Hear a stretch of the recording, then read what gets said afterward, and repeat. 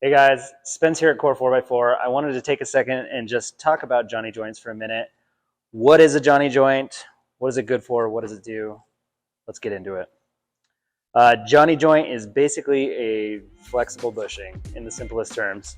The name Johnny joint comes from John Curry, the creator of this joint. There's a lot of imitations out there that call themselves Johnny joints. We use RockJock, the original Johnny joint.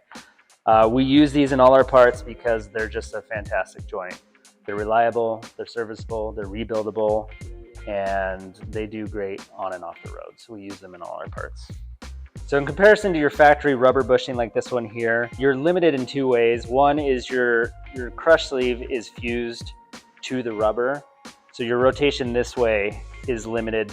Also off-road, if you want lateral rotation, you maybe get 5 to 10 degrees out of this bushing. So when you start off-roading, start wanting better ride quality and flexibility, you want to look at a joint that has an independent ball center or even a independent crush sleeve like we use on our polyurethane.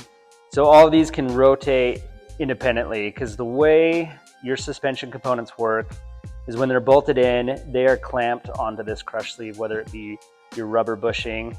But what holds the arm or the piece in place is the clamping force that the bolt makes between the bracket and this sleeve that the bolt goes through.